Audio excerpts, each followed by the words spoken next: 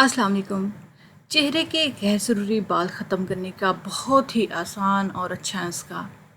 उसके लिए अज्जा चाहिए: शहद के 2 खाने के चम्मच, लेमन का रस 2 खाने के चम्मच, जौ का दलिया 1 खाने का चम्मच। इन तीनों चीज़ों को अच्छे से मिक्स कर लें। इनका मिक्सचर तैयार करके चेहरे पर लगाएं। 15 मिनट बाद नीम गर्म पानी से धो लें और हफ्ते में 2 से 3 बार ये अमल दोहराते रहें। 1 माह के अंदर वाज़िया फ़र्क महसूस होगा। दाग धब्बों के निजात के लिए बेसन का मास्क। चेहरे पर दाग धब्बों के लिए बेसन में खीरे का रस शामिल करके पेस्ट तैयार कर लें और इसको पूरे चेहरे पर लगाएं। खुश्क हो जाए तो नीम गर्म पानी से धो लें। इसे रोज़ाना बाकायदगी से दिन में 1 बार ज़रूर इस्तेमाल करें। फ़र्क वाज़िया हो जाएगा। ना सिर्फ दाग धब्बे दूर होंगे बल्कि पुराने दाग धब्बों के निशान भी ख़त्म हो जाएंगे। चेहरे पर ग्लो के लिए चुटकी हल्दी की और 1 चम्मच चावल का रोशन चेहरा मास्क तैयार करें। थोड़ा सा पानी लेकर इसमें 1 चम्मच चावल और चुटकी भर हल्दी डालकर उबाल लें। फिर इसमें आधा चम्मच बेसन डाल दें। ये एक मिक्सचर तैयार हो जाएगा। अब इसमें दूध डाल लें कि मास्क बन जाए।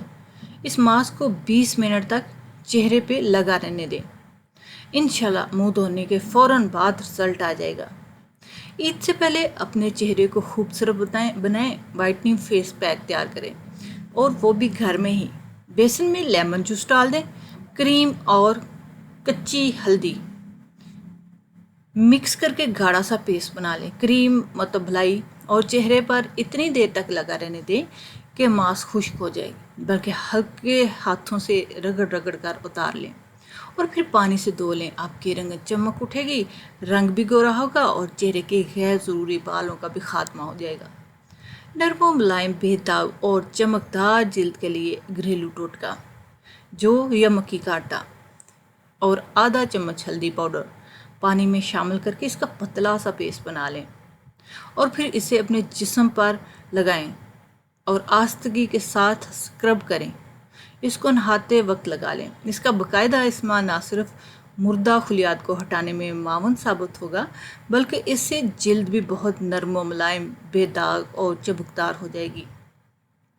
शहद और दालचीनी का कमाल का रिजल्ट। ऐसी ख़वातीन और मर्द जिनको चेहरे पर बहुत ज़्यादा दाने, दाग धब्बों का सामना होगा, वो चेहरे पर पिसी हुई दालचीनी और शहद का मास्क बना लें।